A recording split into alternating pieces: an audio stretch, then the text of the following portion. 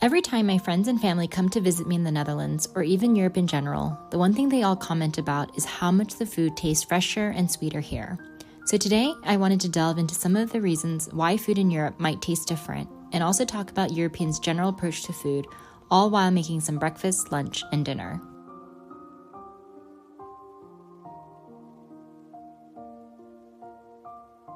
First, let's talk about the bread. One of the things I love about living in Amsterdam is the amount of bakeries and access to fresh bread. And this is for two reasons. The first is that bread is a staple food in Europe. And secondly, cities are densely populated and walkable, so having bakeries where you can buy fresh bread is important. And bakeries are not the only place you can buy fresh bread. Grocery stores also carry bread made in the morning. Now, I've heard of instances where people who have gluten intolerance are able to eat bread in Europe but not in the US.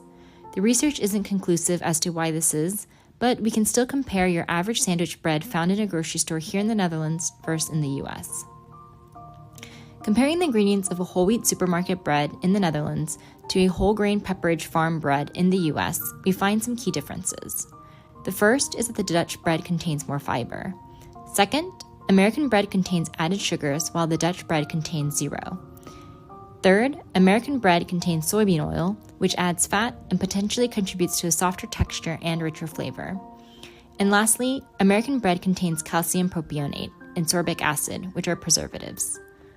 Dutch bread does have a shorter shelf life, and it was a shock when I moved here, and after 4 to 5 days, I found my bread growing mold.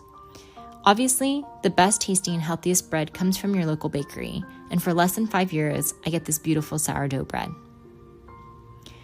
Also, let's talk about eggs. Here in the EU, all eggs need to be marked with a code. For instance, if you look at this egg, the O means it's organic. There are strict minimum requirements to be able to place this label, such as the minimum amount of space per hen and the types of food the hen is fed.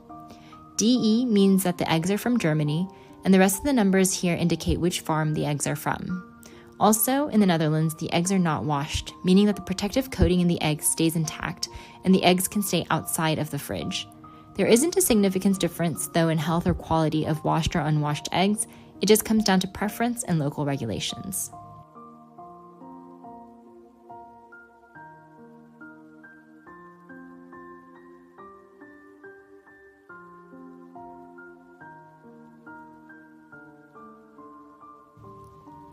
For lunch, I'm using the same bread, but making a tuna salad.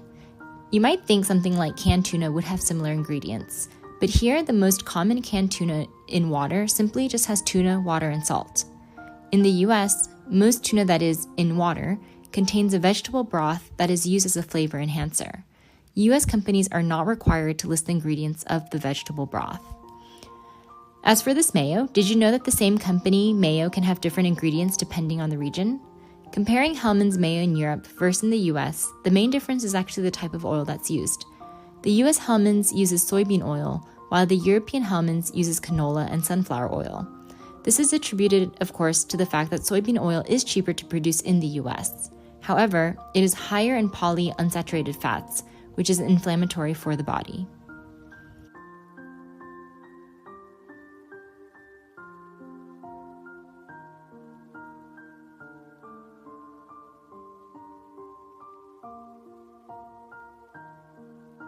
But interestingly enough, this mustard contains the same ingredients in both the US and Europe.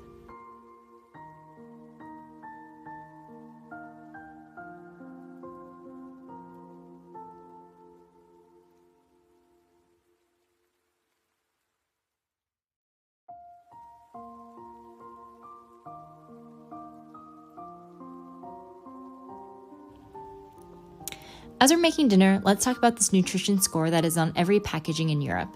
Since 2016, the EU requires pre-packaged foods to have a nutrition score. This score is based on a number of things like how much fiber, protein, and unsaturated fats there are. Now, some of my friends and family have commented that the fruits and vegetables taste sweeter in Europe than in the US, and there is some truth to that observation. A 2016 Vox article writes that the US can grow fruits and vegetables similar in taste to Europe, but they simply choose not to. This is because American farmers emphasize the durability and yield of the crops more than the taste itself. The article states that the growers are not paid for flavor, they are paid to yield. Not only that, but Americans like things big, and big things are grown through breeding at the expense of flavor. Another reason produce tastes more fresh in Europe is because Americans would rather have access to all fruits and vegetables no matter the season. This obviously impacts taste. But in Europe, it's more common to see some vegetables only when it is in season, like this white asparagus that's only available from April to June. Actually, when I first moved to the Netherlands, I was a bit surprised to not be able to find kale in the summer to make a kale salad. I went to 3 different grocery stores before I learned the reason why.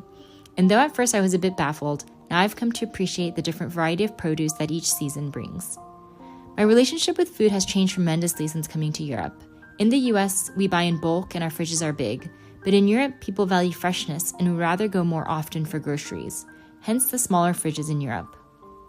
Not only that, foods just don't last as long, so there's no reason to have a full and large fridge. In terms of my body, when I visit the US, I do find myself bloating after eating almost anything that is packaged. This has made me more aware of what I put in my body. Overall, it's been really interesting to see how cultural differences can influence our relationship with food.